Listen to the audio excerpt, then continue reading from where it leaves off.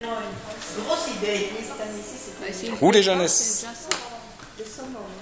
Bon, ce que je vais faire, c'est que je vais commencer quand même, je n'ai pas dessiné, je vais quand même commencer par me faire une petite structure qui va m'aider à doucement évoluer. Alors encore une fois, là je suis sans filet, j'ai pas pris de photo, j'ai ma petite idée. Alors quand on a sa petite idée comme ça, ben, le summum du truc, c'est d'arriver à la poser complètement, ça n'arrive jamais. Mais potentiellement, ben, je me mets un petit peu en danger aussi, ça m'amuse, ça me change, c'est du paysage, donc je ne prends pas les choses trop au sérieux. Quand on les prend trop au sérieux aussi, quand on veut absolument arriver, ben, souvent ben, à la fin on merde un peu, on veut absolument y arriver, soit par excès de vitesse, soit par excès de confiance. Ceci dit, quand on sent un travail qui nous échappe, à un moment, il faut tout donner, il faut se lâcher complètement, quitte à ce que ça loupe, parce que potentiellement ça peut réussir, on peut trouver de nouvelles choses aussi dans notre raté, entre guillemets. C'est pour ça que des ratés, je les garde aussi, pas tous. Mais je vais en avoir une bonne centaine dans des tiroirs bien rangés, puis je les regarde de temps en temps quand je déménage. Si vous n'en aviez aucune, ce ne serait pas normal. Alors là, c'est l'histoire de deux artistes qui se rencontrent, et il y en a un qui dit à l'autre, je crois que c'est lui dans le pratique des arts, qui dit oh, super ton travail, vraiment, sans déconner, j'arriverai jamais à ce niveau-là. Et l'autre, il le regarde et dit bah, si, il faut juste que tu rates un peu plus souvent que moi. On apprend de nos erreurs. Hein. Et j'ai longtemps été comme ça quand je peignais. Hein, donc. Alors, évidemment, j'ai pas la couleur que je voulais. Ensuite, encore une fois, ça vous verrez jamais, hein, une palette aussi propre. Oui. Alors j'attaque avec toujours une base lumière, une couleur transparente. Ma base lumière, c'est toujours la couleur à valeur la plus claire. Par exemple, si c'est un orienté jaune, ben, je vais prendre un jaune. Si c'est un vert, je vais prendre un vert d'or. Si c'est un bleu, je vais prendre un bleu, un cendre bleu, très très léger, très lumineux. Mon but est ici de créer quelques lignes. Alors, bon, bah, comme je suis en freestyle, sans photo, bah, je me dis, bon, comment est-ce que je vais déjà composer les choses pour qu'il y ait du rythme? Alors, il y a une chose à respecter, c'est dominante-contraste des formes. Donc, il va me falloir des grandes formes, des petites. Et le meilleur moyen de rythmer un travail, bah, c'est de créer des obliques. Donc, certains, on entend parfois triangulation, c'est pas mal aussi. Mais de créer des obliques dans le tableau, ça donne toujours du rythme. Alors que ce soit par le rythme des lignes ou le coup de pinceau. Hein. On évite les rigidités horizontales ou trop verticales. Hein, on va toujours essayer de donner un petit peu de souplesse. Au lieu de faire ça, ben, je vais peut-être faire ça. Je vais jouer aussi du corps, du plat, du pinceau. Hein. Ils ont plusieurs possibilités. Donc en jouant juste sur le plat, le corps, le plat, le corps, je peux déjà créer comme des vaguelettes par exemple. Bon, ici c'est super léger. Hein. Je vais insister un petit peu. Un petit fond musical aussi, c'est chouette.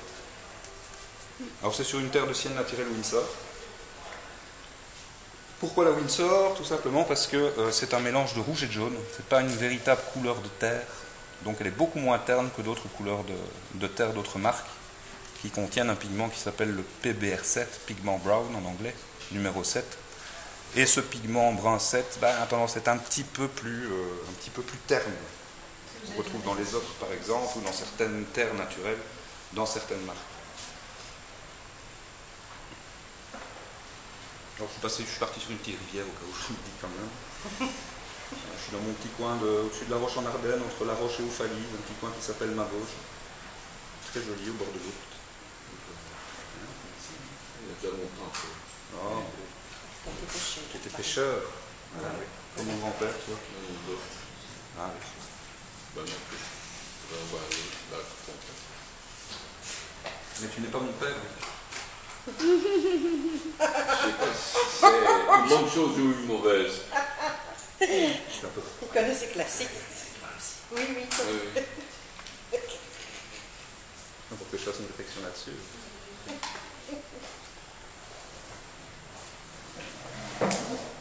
Si vous voulez vous asseoir, vous pouvez venir ici. T'as tout compris. Alors je me dis toujours aussi, bon, rythme des lignes, il faut que je crée un cheminement. Venez vous asseoir ici. Je crée un cheminement dans la peinture, c'est-à-dire que le but c'est quand même d'amener le spectateur à voyager un peu. Soit au début on peint, on n'y pense pas au spectateur, mais arbitrairement ça peut être intéressant si on veut le retenir sur notre tableau, que de se dire, bon, ben, je vais essayer de composer les choses de telle manière à ce qu'il puisse rebondir. Hein. Notre œil a une manière de tourner dans le tableau, dans les sens contraires des aiguilles d'une montre, c'est ce qu'on nous dit. J'ai tendance à me dire que c'est en fonction de notre œil directeur, donc attention, hein, il faut toujours remettre en cause ce qu'on vous dit. Mais voilà, je sais qu'en jouant sur des diagonales, je vais créer de l'appel, peut-être vers le fond de la rivière, vers le fond du tableau, en baladant le spectateur, peut-être par certains détails que je vais ramener aussi. Alors aussi, ce que j'ai sorti, en gros, c'est une petite masse végétale. Hein. Je vais essayer d'arrêter ma rivière pas trop loin, un peu plus loin que le centre. J'essaie toujours de rester dans un rapport des tiers verticaux, tiers horizontaux. C'est les rapports du photographe pour placer un élément dominant. On pourrait parler du nombre d'or, c'est un petit peu plus mathématique, ça fonctionne aussi, mais c'est le tiers plus un petit peu. Donc voilà, j'essaie toujours d'installer des éléments dominants du tableau dans ce rythme des lignes, ou sur le croisement de ces lignes, pourquoi pas. Mais ça aide aussi le spectateur à voyager. Alors il y a plein de techniques de décomposition du tableau qui nous permettent justement de construire quelque chose d'harmonieux. Hein. Le nombre d'or existe pour ça. Harmonieux, qu'est-ce que ça nous dit? Ben, au fond, l'harmonie, on l'aime naturellement. Hein. L'être humain est fait pour ça. Les choses qui ne sont pas harmonieuses, tout de suite, ça nous... Parfois c'est volontaire, mais souvent le manque d'harmonie, ça nous trouble un petit peu. Hein, dans certains portraits, par exemple, ben, à un moment, je sens qu'il y a un truc qui ne va pas, je ne sais pas d'où il vient. C'est manque d'harmonie, manque de calcul, manque de rigueur, et ben, il y a un œil qui fout le camp, tout le reste du visage se barre en cacahuète. Pour le percevoir, il faut regarder à l'envers dans un miroir, on sait de suite d'où est la faute.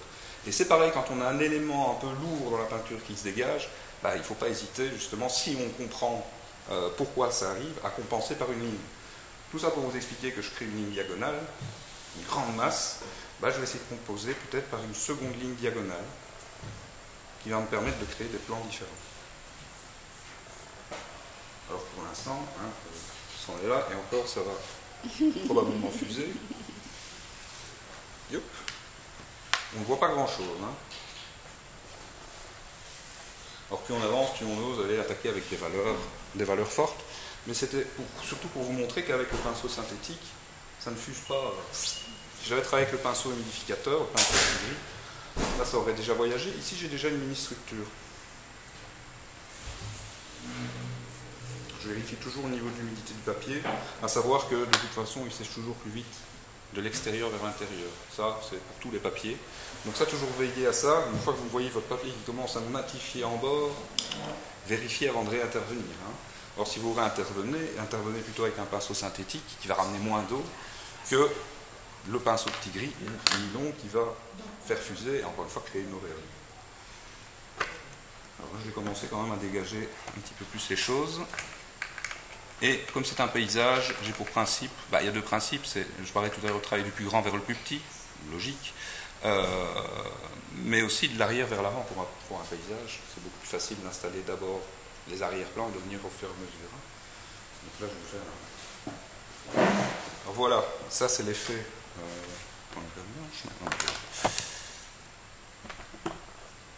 Je vais faire la même expérience avec celui-ci.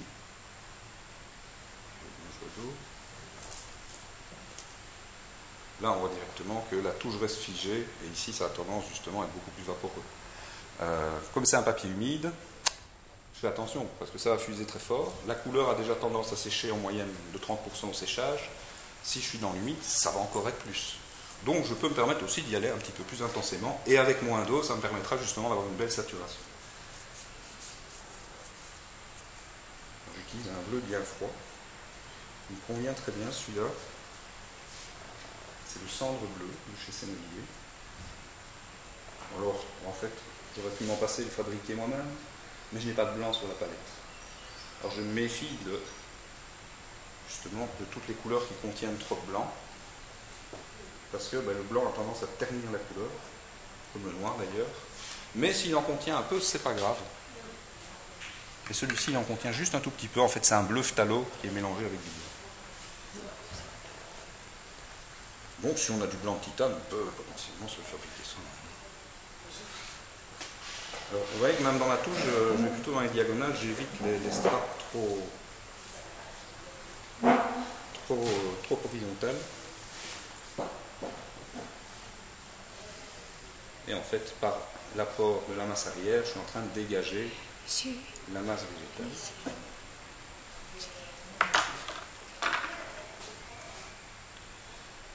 Et là, je vais jouer un petit peu, histoire d'avoir ce que j'appelle des espaces de respiration dans la couleur, des endroits où ça se désature un peu, éviter de plomber tout de suite la peinture.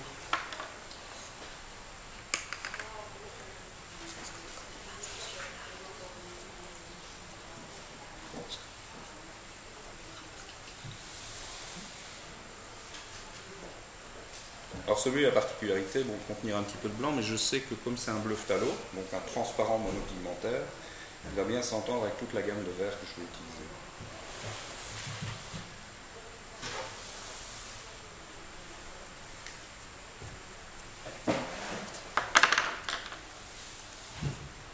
C'est pareil, vous voyez que l'inclinaison, je la fais en oblique.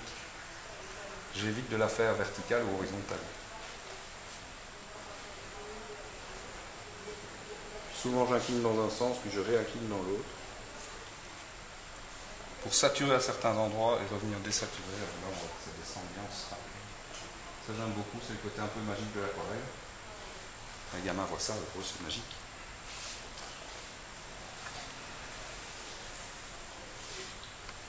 Alors si par hasard, la masse végétale que j'avais prévue, si ça déborde un petit peu, je viens nettoyer avec un petit peu. Je peux même commencer peut-être à disposer un peu de cette couleur. Vu qu'elle fait partie de ma gamme de base, ça peut avoir une petite incidence. Alors ça aussi, très important, au départ, minimiser le nombre de couleurs qu'on utilise. C'est comme, je reviens toujours à la cuisine, excusez-moi, je suis un gourmand. Mais si on mélange tous les éléments d'un frigo dans un seul plat, ça risque de pas être terrible. Si on mélange toute la palette, effectivement, si on part dans tous les sens. En cuisine, c'est la même chose. Voilà. Dominante, contraste, et puis une base de 3-4 couleurs, on peut pratiquement tout faire. D'ailleurs ici, voilà, si j'avais énuméré les couleurs que j'utilise, j'ai fait mon petit dessin avec la terre de Sienne.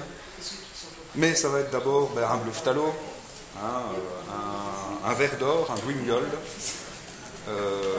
un bitume, et peut-être un verre de vessie, si j'en avais. Le verre de vessie, c'est un des verres les plus naturels sortis du tube. Les autres, ils sont soit criards, soit un peu ternes. Avec un vert d'or et un bleu phthalo, on peut fabriquer toute une gamme de verres qui est extraordinaire. Si on y rajoute un brun Van Dyke, appelé aussi bitume chez Sennelier, on va avoir capacité avec le bleu phthalo justement à créer des verres très très sombres sans passer par des verres ternes. Ça c'est le piège avec les verres, on a toujours tendance à les ternir. Si on mélange un Van Dyke avec un bleu phthalo, on va obtenir un verre, presque un simili vert périlane, sauf qu'il ne contient pas de noix, ou très peu. Et ça va bien s'allier avec mes verres d'or et mes bleus phthalo. Alors, quand je vous parle, je réfléchis, pas l'air comme ça. Je me dis aussi qu'il y a un effet miroir, évidemment, dans l'eau. Comme j'ai prévu une rivière en avant-plan, je vais me permettre d'aller poser déjà une petite base de bleu. Petite incidence du ciel. L'effet miroir, donc c'est l'exacte représentation dans un fond, sur un fond d'eau. À ne pas confondre avec l'ombre portée. Souvent on confond les deux. L'effet miroir, c'est vraiment la représentation telle qu'elle. On le voit plus souvent dans un étang que dans une rivière. Mais par contre, l'ombre portée se dissocie de l'effet miroir. Et là, ça dépend de l'emplacement du soleil. Toujours se placer du côté de la lumière. C'est pour ça qu'à choisir, si vous allez faire des photos, allez plutôt le matin ou tard le soir. Je reviens souvent avec ça, mais quand je vais dans le Périgord, parce que j'ai vécu là-bas quelques années, quand il est 14 heures, tous les verres sont plombés, on a des verres qui sont de valeur très sombre et peu variable. Et en début de soirée, vers 7-8 heures, là ça commence justement, le soleil tombe, et là ça commence vraiment, les verres explosent. On passe des jaunes, verdâtres, orangés, bleuâtres, gris, et c'est un régal pour l'œil. Je commence aussi doucement à me dire que dans cette eau, je vais avoir des effets de courant. Hop, parce que là, ça ne fuse pas trop. Là, je suis toujours dans l'idée de faire des grandes masses. Pour l'instant, ça n'a rien de précis. Je ne cherche pas ça d'ailleurs. Surtout pas dans les premières couches. Une fois que je définis trop un élément, je durcis les choses et je durcis la peinture. Alors une aquarelle, pas pour rester dans les idées préconçues, mais autant que ce soit un peu vaporeux, qu'on ait des effets d'eau et pas avoir forcément des aplats très propres et des formes très définies. Au départ, on a tous tendance à travailler comme ça parce que si on est un peu dessinateur, c'est un peu rattrapé par notre dessin. Il est sécurisant. Ceci dit, voilà, je pense qu'au fur et à mesure, je parlais d'expérience du portrait, mais on a besoin de s'émanciper du dessin et de se libérer un petit peu.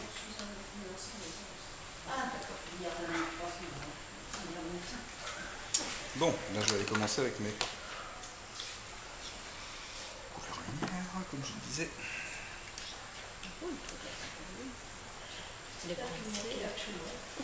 Et voilà, j'ai mon fameux verre d'or, hein, qui est un verre un petit peu spécial, un petit peu cassé comme ça. Alors celui-là, si vous ne l'avez pas sur la palette, mais que vous avez deux autres couleurs monopigmentaires transparentes, vous pouvez très bien la fabriquer. Hein, avec de l'or de quinacridone et une touche de bleu phthalo dedans, vous allez obtenir à peu près cette nuance.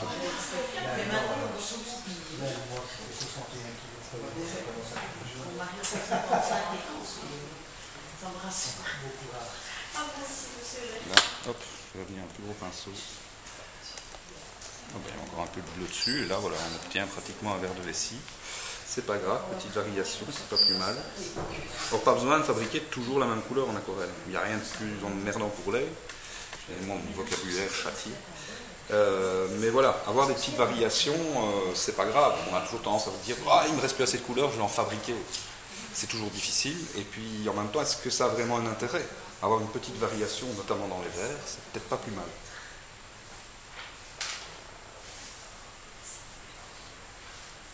Alors ben, j'en profite, on me dit, hop, évidemment effet miroir. Donc je vais lier les éléments. J'essaye de ne jamais dissocier les éléments trop vite. Considérant aussi que ben,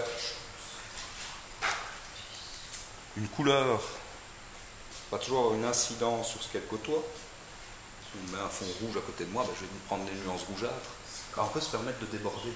Hein, commencer à se laisser un peu aller, parce qu'il faut absolument que ma forme soit de la bonne forme et de la bonne couleur directement. Le mélange papier peut être tout aussi intéressant que le mélange sur la palette. Alors il est évident, parfois on a besoin de trouver des subtilités de couleurs, hein, mais pas trop vite se laisser bouffer.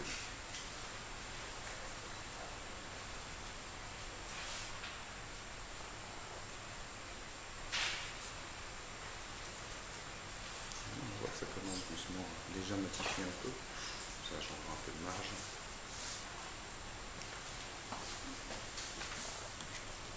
Bon là, en peignant, je me rends compte déjà de certaines choses. Cette masse-ci, cette masse-là, voilà, elles sont un peu égales.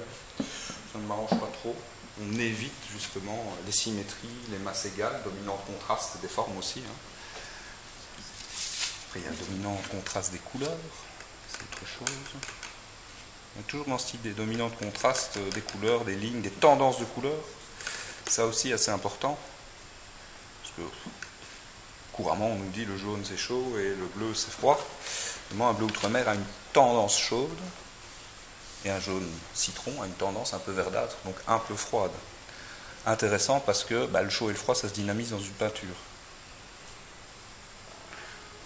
D'ailleurs, j'ai été chercher un bleu un petit peu plus chaud que le bleu phthalo, un bleu outre-mer, et il me crée un vert qui est beaucoup plus doux, beaucoup plus tendre, qui va peut-être correspondre mieux à un éloignement des plans, hein, c'est-à-dire que plus les couleurs sont en avant-plan, plus elles sont proches de nous, plus elles vont tendance à être colorées, saturées, et plus elles sont en arrière-plan, plus elles vont avoir tendance à se basculer en demi-teinte, voire à bleuir, ce fameux sfumato de Léonard de Vinci.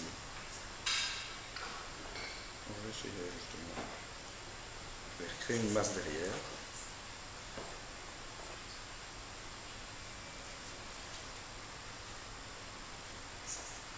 Dans la végétation, j'essaie aussi de ne pas être trop dur, de la définir trop. Je me place dans un sens, c'est que la végétation elle a tendance à monter ou elle a tendance à descendre. Donc j'essaie surtout de varier la touche, de varier le sens des touches. Alors ça c'est un petit peu comme les couleurs, on a une belle touche qui fonctionne bien, on se dit oh je vais la faire partout. Rien de plus merdique pour le tableau. C'est comme la belle couleur qu'on aime bien. Hein, moi c'est mon bitume, à un moment j'essaye de m'en libérer parce que finalement je mets du bitume dans tout. Une couleur qui a un peu des nuances de brou de noix comme ça, et qui est que j'apprécie particulièrement, mais point trop d'infos parce que il contient du noir. Donc,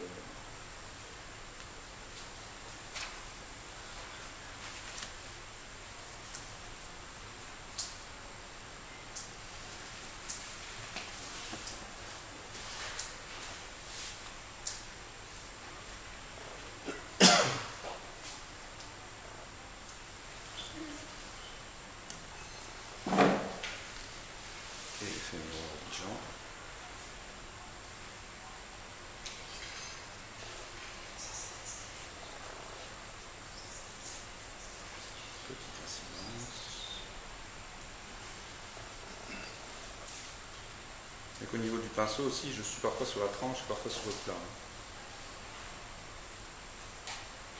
Ça me permet déjà de créer des effets un peu plus grands.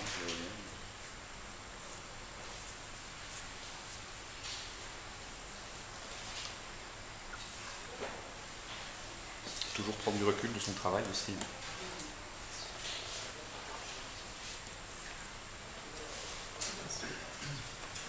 Alors l'eau repousse la couleur, donc évidemment si je crée des impressions de branchage, je viens enlever un peu de couleur. Ça risque de refermer parce que c'est encore très humide. Mais voilà, ça nous fait une petite branche en négatif. Alors ça vous l'observerez, c'est que les troncs, on a toujours tendance à les faire en positif, à poser de la couleur. Mais en fonction de la lumière, il y a parfois la lumière frappe le tronc dans la petite forêt et on a cet effet de négatif et de positif. Donc jouer entre les deux, ça crée aussi de la profondeur. De surcroît, si on joue aussi sur la saturation ou désaturation de la couleur. Les plans reculent et deviennent plus bleus. Et les bouleaux, ils sont blancs. Pardon? Les bouleaux, ils sont blancs. Ah que? Non, on les voit fort, je trouve. Ah, quand la lumière elle tombe dessus directement, oui. Encore une fois, ça dépend où est la lumière. Si elle est derrière la végétation, derrière le bois, ben évidemment les troncs vont nous apparaître en positif, et par contre tout ce qu'il y a derrière est beaucoup plus lumineux. Par contre, si elle est en face, eh bien, évidemment on va avoir l'effet négatif qui s'impose. Ça c'est des choses à force... ben voilà, l'effet de la petite goutte probablement, mais l'effet auréole interne qui rentre dans le papier, alors, je ne sais pas si c'est parce qu'il y a trop d'eau, peut-être. Bon, on commence à définir un peu plus la végétation d'avant-plan. Là, je vais commencer à aller chercher une valeur un peu plus foncée, le phtallo. Vous me verrez parfois chercher sous ma palette. Je disais, il faut avoir de bons réflexes, mais et savoir où on va, les automatismes. Ceci dit, c'est ma palette de démo et je la connais un peu moins bien qu'elle est organisée différemment de celle de l'atelier. Parfois, j'ai un peu de mal.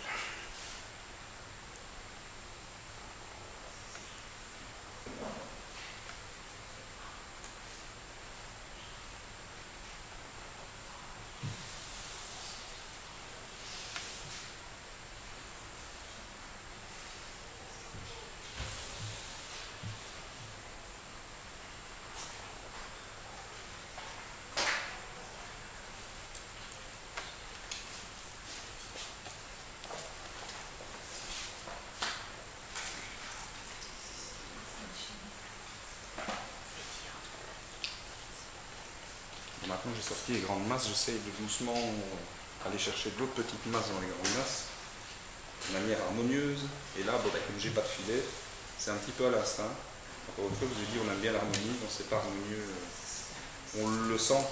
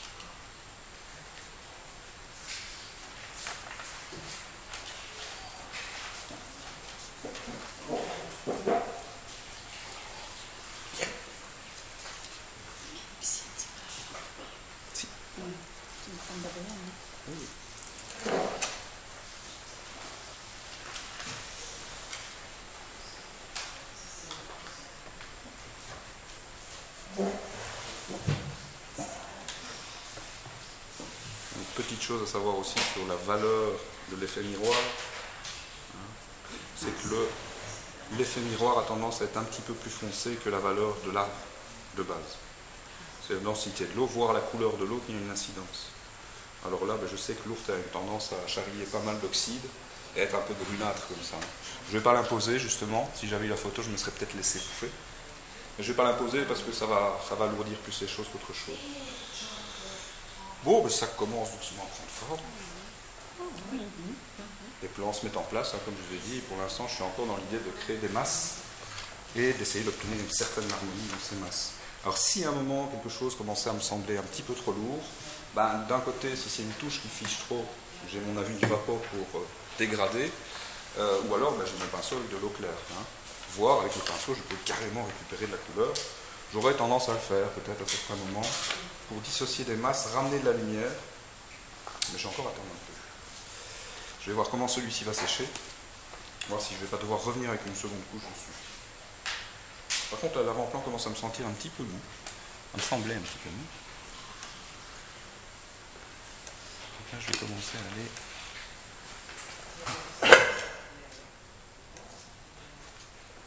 casser un petit peu mon bleu.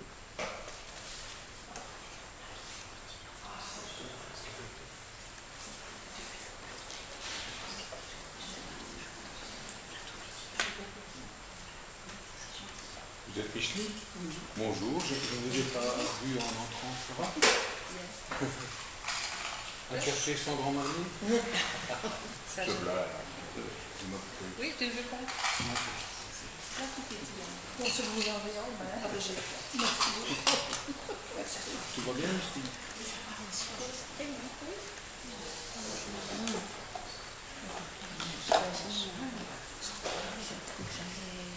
Oui, hein. Non, c'est ça. Oui. Tantôt, j'ai eu autre chose aussi.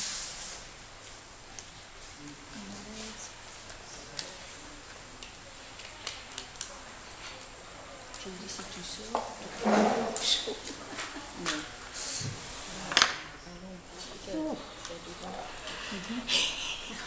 Excusez-moi, je sèche un peu. Il n'y a pas que le papier. Je vais faire un petit détour de caméra. Ah, c'est l'instant d'un bon mojito. Ça donne chaud aussi, ça. Ça prend les effets comme Ah, ça va, mais après, la ligne, C'est comme ça qu'on fait les effets après. Je vois encore quand je faisais quelques stages d'été, là, Roger Laurent, avec qui j'ai eu quelques cours, qui me demandait, vous buvez toujours votre Orval ou deux le midi, toujours avoir un peu d'alcool dans le sang quand on parle. ça éveille la créativité. Hein. Attention, il ne faut pas trop, parce que... C'est ce que mon mari dit, en tout cas. Ayant vécu dans le Périgord, je peux vous dire que parfois j'ai tenté, mais quand non, il ne faut pas trop exagérer. Un petit verre de vin, une petite bière, ça va, mais il ne faut pas plus. Hein. C'est quand ça arrange. Mais pour peindre, c'est un mauvais plan. On fait souvent des bêtises. Vous feriez du Pollock à ce moment-là. Vous savez, Pollock, voilà. Il est tout Ah bah il est mort de ça. Je ne Hein. sais pas si c'est Il est mort de ça. Hein. un petit en bouteille d'eau, merci. Non, merci, c'est gentil. Je suis désolée, je ne peux pas voir quand c'était Alors, j'ai commencé à aller chercher cette valeur de vert un peu plus... beaucoup plus sombre. Alors j'essaie toujours de faire attention aussi à quelque chose. C'est quand je fabrique un vert très sombre, quelques couleurs que je fabrique d'ailleurs, je fais toujours attention de ne pas réunir plus de 3 pigments ensemble. Plus de 3 pigments, il y a de grandes chances qu'à un moment ça finisse en demi-teinte. Si ça correspond à l'ambiance, pourquoi pas. Mais souvent, bonjour, souvent avoir tendance justement à avoir une couleur qui devient toute plate en séchant. Hein, il y a des bleus comme ça auxquels il faut faire attention, mais une fois, c'est vrai que je parle de monopigmentaire transparent, c'est qu'une fois qu'on va au-delà, qu'on commence à réunir plus de 3 pigments, il y a de grandes chances que ça tourne à boueux. Hein. Du boueux, c'est en général une couleur un peu sale. Si ça correspond à l'ambiance, pourquoi pas, mais au départ, on aimerait quand même avoir quelque chose d'un peu lumineux. C'est si on les réunit sur la feuille, c'est ça. C'est si on les réunit aussi en mélange sur papier. Mais aussi en mélangeant. Ouais. D'accord. C'est pour ça que je parlais de la palette tout à l'heure, je dis j'utilise Catherine Soblette, c'est un peu pareil, on va sur les monopigmentaires transparents parce qu'on sait par définition qu'elles vont donner toujours des mélanges transparents qui vont laisser rayonner le blanc du papier. Alors là c'est par l'apport de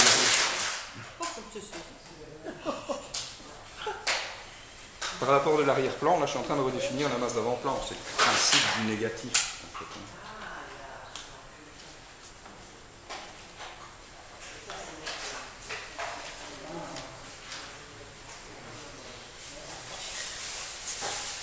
Et là au niveau du geste, j'essaie toujours aussi que ce soit assez enlevé, de ne pas laisser mon pinceau appuyer sous la même pression. J'appuie et je relève mon coup de pinceau. Comme ça se désature naturellement. Pas oublier de créer